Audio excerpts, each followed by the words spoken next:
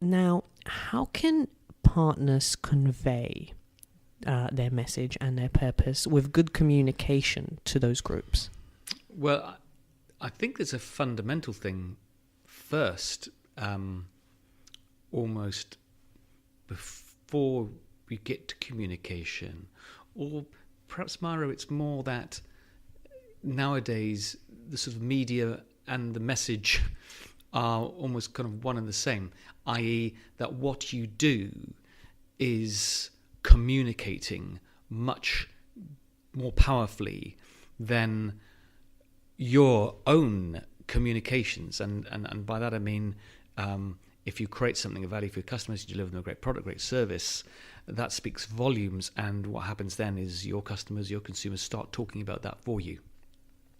And that infectious communication that comes from delivering something of value is, I think, almost where the communication has to start. I.e., you have to start from, well, let's do something that we can talk about, rather than, and in fact, let's do something that other people will want to talk about. Let's create something remarkable in the true sense of its word, which will do communication for us. One of our clients at O2 used to have a phrase, "Don't tell me you're funny, tell me a joke." And I think at the heart of that is the communication challenge for many companies. Yes, absolutely. They're far happier sometimes, and it goes back to the problem of purpose, which is it's too often a communication exercise rather than a customer experience discipline. That they want to talk about wonderful things, they want to talk about, but yeah, okay, but what are you actually doing? So I think it's in a sense, the first thing to start off is, let's create something remarkable, and they'll get remarked. All right, we're going to remarked on. Then, and this is why we call the book Branded Customer Experience, you do have to make sure that is surrounded with your branding, and particularly your tone of voice. And I think the other key part of being purposeful, it's not only in the delivery of the experience, but in the way you use your own brand language to engage people in the conversation with the tone of voice. So, Innocent, of course, have long been the past masters of this, but I think increasingly you now see businesses wrapping up what they offer in a look and a feel and a language that exponentially communicates what they want to do. And the tone of voice, I guess, then is a starting point in perhaps to the question you're first asking about, well, how do you go about talking to various audiences? There's generally, I still think, three broad things you need to do. One is your message first must be communicated relentlessly inside the organization. And I think increasingly for a chief executive or for anybody in the C-suite, and for anybody who's going to be a leader, you have to become a good storyteller. And you have to understand that your job is in fact often just being relentless in communicating in the right tone, in the language of your brand, the priorities, the purpose, the focus on the few things that really, really, really matter to people.